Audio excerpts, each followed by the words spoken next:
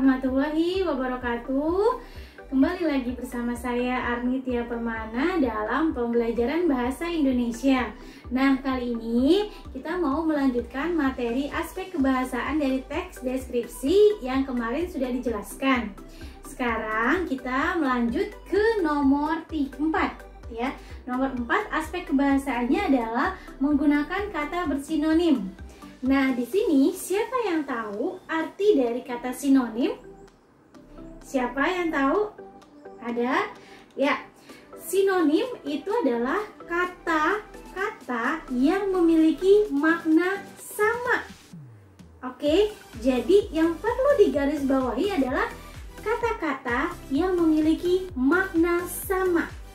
Yang sama adalah maknanya, bukan katanya. Jadi kalian yang masih menyebutkan sinonim adalah persamaan kata itu jelas salah atau kurang tepat.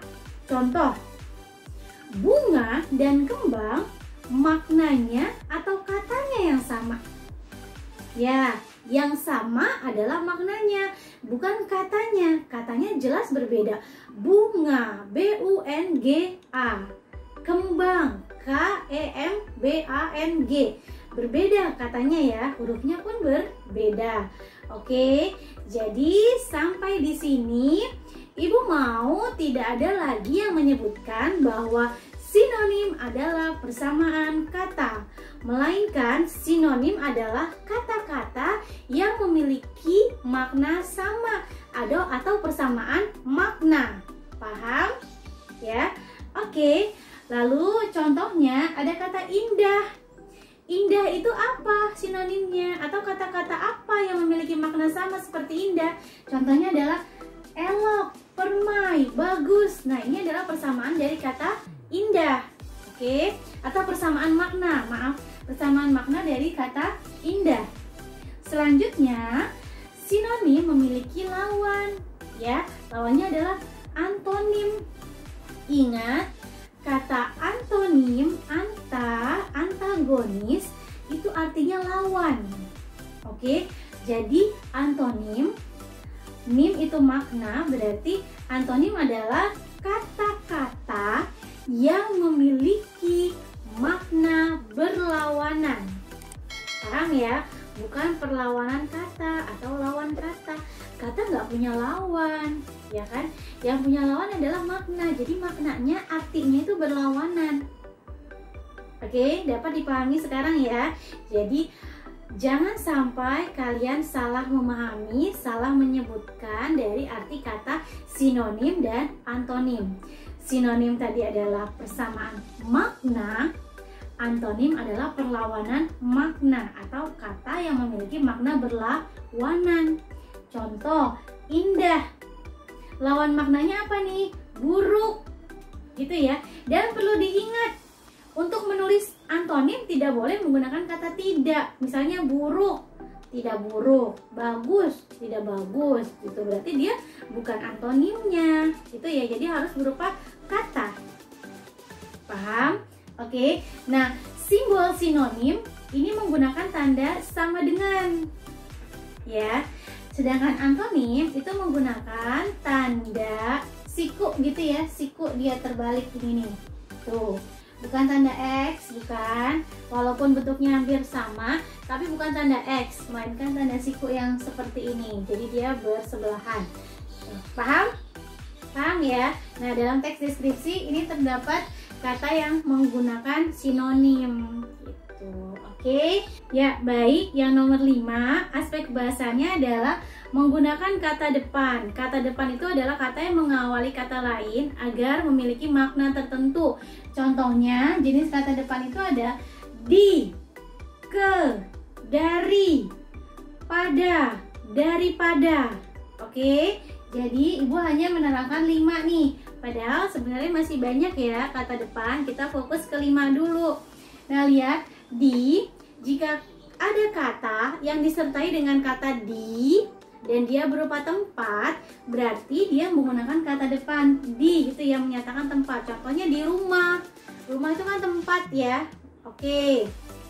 Terus ke Bandung. Oke, penulisannya dipisah nih, di spasi tempat, ke spasi tujuannya. Jadi di spasi rumah, ke spasi Bandung. Lalu dari itu artinya asal, asal tempat atau asal pembuatan gitu. Pada itu artinya waktu atau tujuan. Nah, selanjutnya daripada itu artinya perbandingan. Setelah ini, Ibu akan jelaskan nih bagaimana cara menuliskan di dan ke dan apa perbedaannya dengan imbuhan. Oke. Nah, coba kita lihat ya perbedaan di sebagai imbuhan dan di sebagai kata depan. Lihat, di sebagai kata depan yang pertama cirinya adalah setelah kata di itu ada kata yang menyatakan tempat. Di rumah, di pasar, di kelas, di sawah, di Bandung. Oke, di Bandung. Bandung kan tempat. Oke, jadi dia harus penulisannya berarti dinya sebagai kata depan. Yang kedua, tidak dapat diubah menjadi me. Biasanya di itu ya pasangannya adalah me. Menggambar, digambar. Membuat, dibuat. Nah, kalau di sebagai kata depan, dia tidak bisa berubah menjadi me. Contoh, di pasar, bisa nggak berubah menjadi memasar? Bisa, Bu, memasarkan. Tapi beda bentukannya. Yang ini di pasar, pasar hanya mendapat imbuhan di. Tapi kalau memasarkan, pasar mendapat imbuhan me dan kan. Jadi dia tidak sama. Oke. Jadi di pasar itu merupakan dia positif adalah kata depan karena tidak bisa berubah menjadi me. Oke. Di Bandung bisa nggak membandung? Nggak bisa gitu ya. Nggak bisa maksa kita ya. Jadi nggak bisa, dia sebagai imbuhan. Oke. Lalu karena dia berupa tempat, tidak bisa berubah menjadi me, berarti penulisannya dipisah, ada spasi. Oke, Ibu masih sering lihat penulisannya misalnya dilakukan di spasi lakukan. Terus misalnya di kelas, di kelasnya digabung gitu kan. Nah, berarti kamu harus paham dulu nih, dinya tuh sebagai apa sih? Imbuhan atau kata depan? Oke, cara ngeceknya tadi.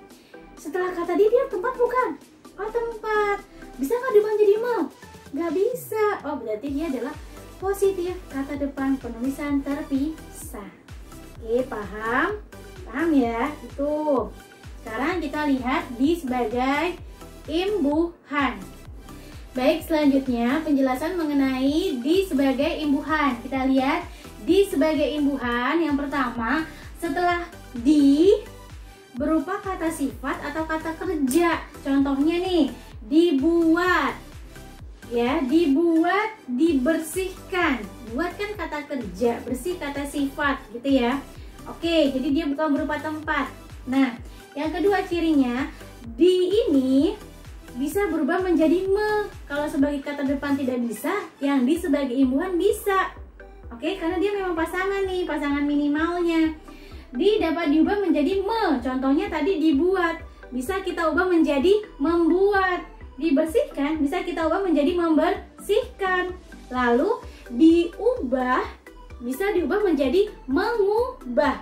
Ingat, diubah yang benar, bukan dirubah. Kok bukan dirubah, Bu? Kata dasarnya apa? Ubah atau rubah? Ya kan? Kalau rubah itu kan binatang. Kalau ubah tuh maksudnya mengubah ya, ngedit bahasa Inggrisnya tuh. Oke? Jadi jangan salah kata, dirubah yang ditulis, padahal yang benar adalah diubah. Oke? Karena U merupakan huruf vokal, kemarin kita sudah belajar me berubah menjadi apa gitu ya. Ubah berarti jadi mengubah gitu, paham? Oke, lalu selanjutnya karena dia sebagai imbuhan bisa ditulis bisa diubah menjadi me, lalu berarti penulisannya itu bisa digabung gitu, jangan dipisah. Nih, digabung. Tuh, penulisan digabung, dia digabung. Mengapa? Karena digabung bisa berubah menjadi menggabung. Oke, digabungkan, menggabungkan. Lalu dia berupa kata kerja. Gitu, paham? Nah, sekarang Ibu mau tanya sama kalian. Kalau kalian bertemu dengan kata di antara, bagaimana cara menulisnya? Satu. Yang kedua, dia termasuk kata depan atau imbuhan? Dua. Oke, apa jawabannya coba? Bagaimana cara menulis di antara? Bagaimana cara kita ngeceknya? Pertama, di antara. Antara itu kata apa ya? Bingung Bu, apa itu kata apa Bu? Kalau kalian bingung sebuah kata itu kata apa atau maknanya apa, coba buat kalimat dari kata tersebut. Di antara, gimana cara buat kalimatnya? Saya, Bu Tia, berada di antara papan tulis dan tembok. Oke, ya. Berarti di antara itu bermakna apa? Tempat, iya kan? Berada di mana Bu Tia? Berada di antara papan tulis dan tembok. Oke, tempat, ingat. Berarti kalau tempat, dia adalah kata depan dong Bu. Oke, kalau masih ragu kita cek yang kedua. Kan kalau kata depan itu bisa diubah menjadi me nggak? Nggak bisa. Oke, di antara, bisa nggak kita ubah menjadi me? Jadinya apa tuh? Mengantara. Ada nggak makna kata mengantara? Nggak ada, ya kan, kita nggak boleh maksa ya. Nggak ada. Oke, berarti positif di antara adalah kata depan. Berarti penulisannya dipisah. Oke, jadi nulisnya di spasi antara. Begini cara nulisnya ya. Sekarang Ibu mau tanya lagi. Kalau kalian bertemu dengan kata di mana, kata tanya itu ya, di mana, kira-kira penulisannya dipisah atau digabung? Dia termasuk kata depan atau imbuhan? Coba dipikirkan ya, sambil mengecek. Jadi ada dua pengecekan. Bisa diubah menjadi me nggak? Cek, tuh ya. Terus dia berupa tempat bukan? Cek. Oke. Ada yang sudah tahu jawabannya? Di mana? Di mana itu kata tanya untuk menanyakan apa ya? Tempat. Benar. Oke. Lalu di mana itu bisa nggak kita ubah menjadi me? Di mana, memana? Bisa Bu, memanah. Sama nggak katanya? Oke, kalau memanah kata dasarnya apa? Panah, ya kan? Oke, kita memanah tuh, berarti kata dasarnya panah. Nah, ini kata dasarnya apa? Mana? Ya kan, berarti nggak bisa. Kita lagi-lagi nggak bisa memaksa. Berarti di mana itu termasuk kata tanya yang merupakan kata depan, penulisannya terpisah, dipisah gitu, oke? Jadi dia di mana, gini, seperti ini. Oke, paham? Ya, jadi begitulah dia memiliki dua pekerjaan sekaligus, sebagai imbuhan, sebagai kata depan. Nah, kita harus bisa membedakannya. Begitu juga sama ke juga demikian nih, penulisannya terpisah, kata depan ke ya, penulisannya terpisah, tapi dia juga punya double job, dua pekerjaan, sebagai imbuhan dan sebagai kata depan. Kalau sebagai imbuhan dia digabung, keadilan, kesatuan, gitu kan, kean. Tapi sebagai sebagai kata depan dia terpisah, ya kan? Ke satu, kedua, ke rumah, ya kan? Ke pasar, ya. Jadi terpisah. Paham? Oke. Itu cara menulisnya. Tapi kalau kata depan yang lain insya Allah nggak ada masalah, karena dia nggak double job, nggak dua pekerjaan.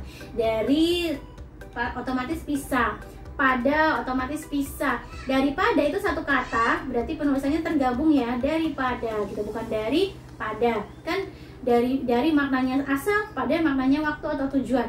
Kalau digabung dia menghasilkan makna baru nih, makanya dia penulisannya tergabung gitu, daripadanya digabung.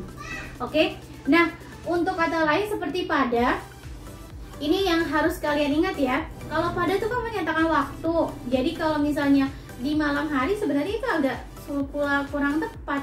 malam kan waktu ya, jadi harusnya pada malam hari gitu. Oke, kalau tujuan berarti buanglah sampah pada tempatnya, itu benar. Oke, kalau daripada untuk perbandingan, jadi misalnya tulisan ini lebih baik daripada tulisan orang lain, atau kelas ini lebih rapi daripada kelas yang lain. Jadi membandingkan. Oke, jangan salah menggunakan kata. Begitu penjelasan mengenai kata depan. Semoga bisa dipahami.